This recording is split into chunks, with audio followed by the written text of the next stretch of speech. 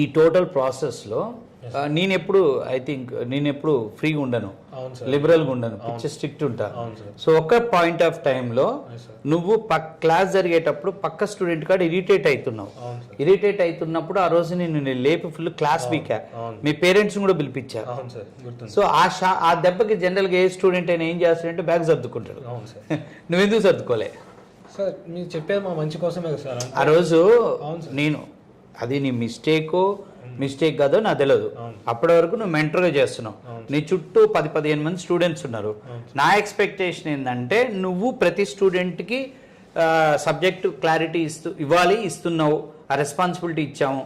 ఎవరిని ఇరిటేట్ అవ్వద్దు. ఏదో వాడు నిన్ను డిస్టర్బ్ చేయటం ఏదో జరిగింది, క్లాస్ అవుతుంది, నువ్వు కొంచెం ఇరిటేట్ అవుతున్నావు అని. నేను అక్కడ 100% ఏం జరిగిందో నాకు తెలియదు. బట్ ఏంది ప్రణీత్ బిహేవియర్ డిఫరెంట్గా ఉందని చెప్పి ప్రౌడ్గా ఫీల్ అవుతుండా, ఓవర్ కాన్ఫిడెన్స్ వచ్చిందా, ఏదో అయిందని చెప్పి ఏమంటే తోక కత్తిరించడం కోసం నేను లేపి క్లాస్ బీకి మీ పేరెంట్స్ని పిలిపించాను. మీ మదర్ వచ్చింది. మీ మదర్ మాట్లాడింది, నువ్వు చెప్పావు. లేదు అలా లేదు సార్, అలాంటిది ఏమీ లేదు, ఆల్రెడీ మేము ఫ్యామిలీలో చాలా ట్రబుల్ అయిందని మదర్ చెప్పేది. బ్రదర్ ఇష్యూ చెప్పి వాడు ఈజ్ సీరియస్ స్టూడెంట్, నేను మాట ఇస్తున్నానని చెప్పారు. ఆ తర్వాత నాకు అర్థమైపోయింది. సో అప్పుడు నువ్వు ఎందుకు అంటే ఏమన్నా ఫీల్ అయ్యావా, డిస్టర్బ్ అయ్యావా?